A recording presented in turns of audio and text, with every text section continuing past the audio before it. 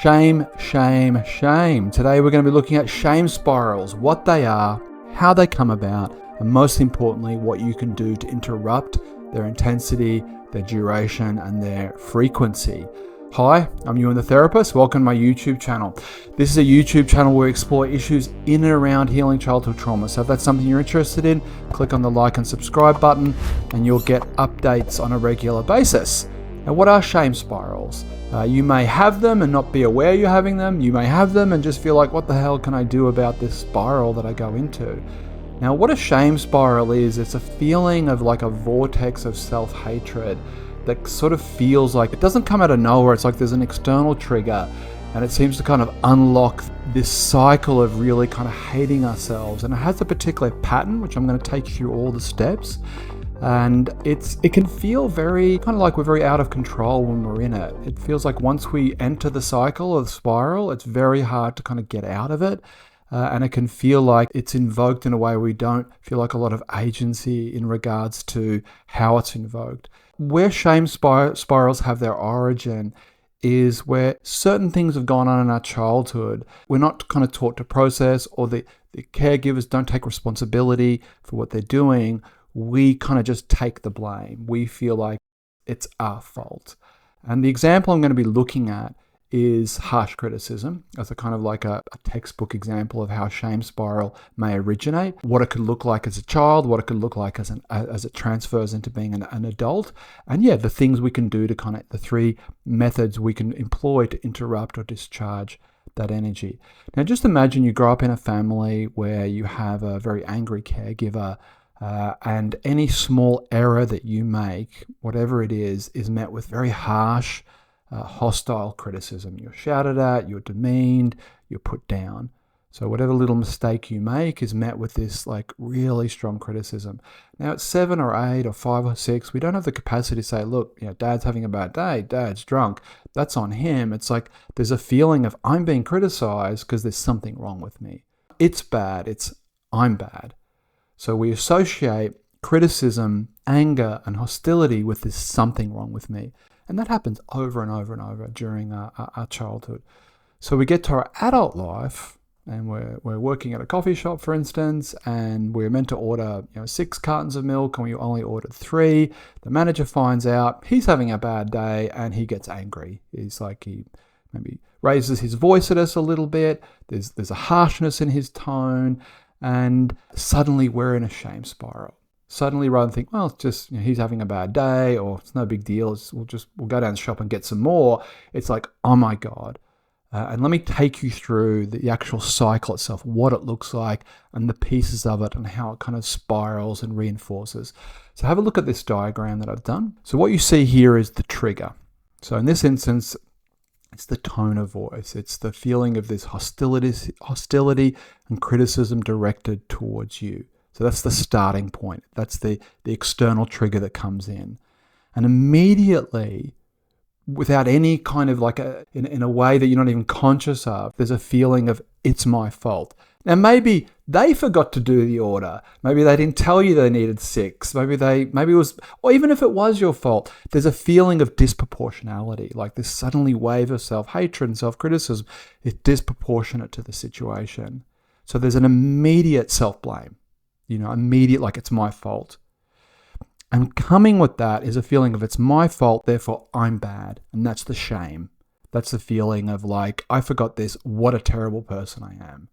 And this feeling of self-hatred, self-blame, real self-negation kicks in. And this is the shame spiral and its beginning. And what may accompany that is a somatic sensation. Maybe there's a sense of your throat tighten. It's like you can't speak. There's a knot in your stomach. Your chest feels like it's falling in. There's this dread that runs through your body. And following that, there's our coping mechanism. So we feel this like horrible self-hatred feeling. And then maybe for the rest of the day, we're kind of running after the boss or the manager and trying to people please. Maybe we get home and we eat a bucket of ice cream to kind of cover up that feeling. There's a sense of, there's this horrible feeling, and now I got to work out ways to kind of distract, numb, anesthetize, or take that feeling away. And then that creates this reinforcement. Well, I am an idiot, and see, I do forget. And so there's then this view of the world, this view of our badness or shame that feels like it's now being validated. then the cycle begins and repeats. And every time there's a little bit of criticism or a little bit of harshness. Now, the fact that maybe we're disassociating, that's why we forget. There's no self-compassion. There's no self-care. It's just, this is all my fault. And that's what a shame spiral can feel like. And that can last days. It can last hours. It can have a certain intensity to it.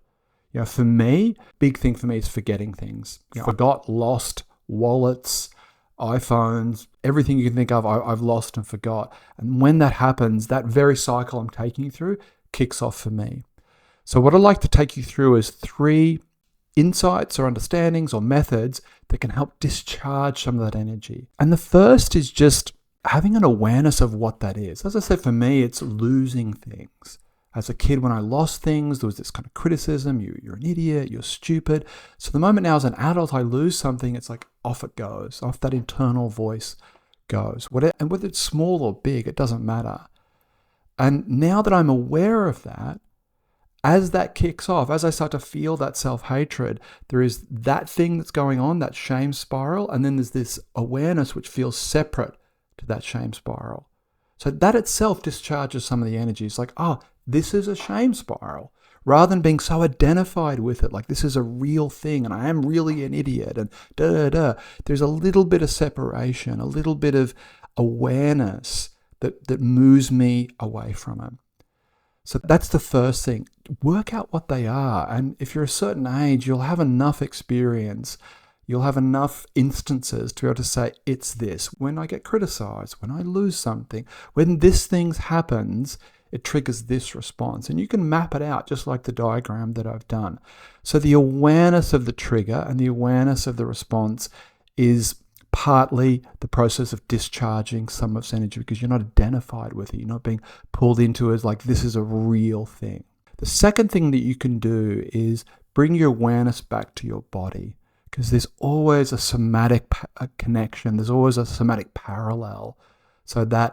Because what's happening is we're going back into the past and reorientating ourselves in the present, like where am I now? How do I feel in my body?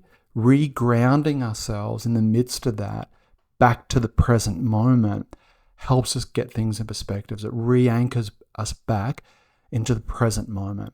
So like, where am I physically? How am I feeling? Like I'm in this room, I'm driving the car, and interrupts a little bit that process past that's flowing through us. The third thing that we can do is reach out. Because the thing with shame is a secret, in inverted commas. It's an interior thing. And part of discharging shame is being able to name it. Like, I feel really bad about myself now. So one time I got the race times mixed up for one of my daughter's swim meets, and I thought the record was the time, and she missed a race, and I was driving to the next race late, and I was in this shame spiral.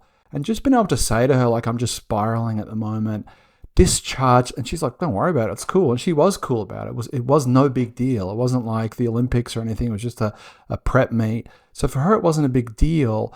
And just talking about it, being open about it, releases some of that shame. So you're looking at awareness, you're looking at grounding yourself in your body, and you're looking about opening up and sharing. And just employing those 3 things over and over, for me at least, has decreased the intensity of it, like that feeling of being really identified, like this is real. They happen less often, and I feel like maybe they last the afternoon rather than days or weeks at times. And these are 3 things that you can do immediately, straight away. Because I think that's one of the things that feels with shame spiral. This is like this, we really feel like we lose our agency. It's like we're triggered, like Manchurian Candidate, beep, beep, beep, and we go into this spiral, and it can feel really like it just takes over us. And it's just not a very nice feeling. So it's important for you to understand you can interrupt it. And you maybe cannot eliminate it. Maybe it's like if I lose things, it still comes up, but it doesn't have the hold that it once did. And there's a sense of perspective, like, okay, it's not the big deal that I'm making it out to be. And I kind of know that. So it's happening, but I kind of have an awareness of this is a shame spiral. I've got a name for it. And that has a lot of power. And we talk about, there's a lot on this channel is the power of awareness. Awareness, as Fritz Perls said, is curative. So look, I hope this has helped. If you've had any experiences about shame spirals you'd like to share, please comment in the comment section. If you've enjoyed this video, like and subscribe. Take care of yourself, and bye-bye.